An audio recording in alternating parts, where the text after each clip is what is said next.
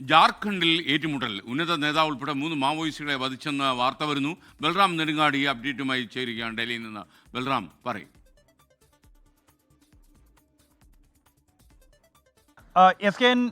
ജാർഖണ്ഡിലെ ഹസാരിബാഗിൽ ഇന്നലെ ആരംഭിച്ച മാവോയിസ്റ്റ് വിരുദ്ധ നടപടിയിലാണ് 3 മാവോയിസ്റ്റുകളെ സുരക്ഷാ സേന വധിച്ചിരിക്കുന്നത്. ഈ കൊല്ലപ്പെട്ടവരിൽ മാവോയിസ്റ്റുകളുടെ ഉന്നത നേതാവും ഉൾപ്പെടുന്നുണ്ട്. CPI മാവോയിസ്റ്റ് കേന്ദ്ര കമ്മിറ്റി അംഗം ആയ സഹദേവ് സോറൻ ആണ് കൊല്ലപ്പെട്ട ആൾ. ഇയാളുടെ തലയ്ക്ക് 1 കോടി രൂപ പാരിതോഷികം പ്രഖ്യാപിച്ചിരുന്നു ജാർഖണ്ഡിലെ മാവോയിസ്റ്റ് വിരുദ്ധ സേന. ഒപ്പം തന്നെ കൊല്ലപ്പെട്ട മറ്റ് 2 പേരും നക്സൽ കമാൻഡർമാരായ രഘുനാഥ് ഹെബ്രാം ഒപ്പം തന്നെ ബിർസൻ ഗഞ്ജു എന്നിവരാണ്. ഇവരുടെ തലയ്ക്കും 25 ലക്ഷം രൂപ 15 ലക്ഷം രൂപ എന്നിവ പാരിതോഷികം പ്രഖ്യാപിച്ചിരുന്നു. സുരക്ഷാ സേനയെ സംബന്ധിച്ചിടത്തോളം വലിയ നേട്ടം തന്നെയാണ് ഈ ഒരു ഏറ്റുമുട്ടലിലൂടെ ഈ മാവോയിസ്റ്റുകളെ വധിക്കാൻ കഴിഞ്ഞിരിക്കുന്നത്.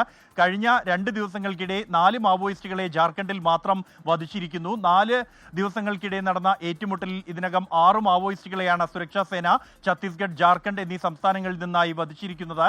ഈ 2 സംസ്ഥാനങ്ങളിലും മാവോയിസ്റ്റ് വിരുദ്ധ നടപടികൾ തുടരുകയാണ് എന്നുമാണ് സുരക്ഷാ സേന അറിയിക്കുന്നത്.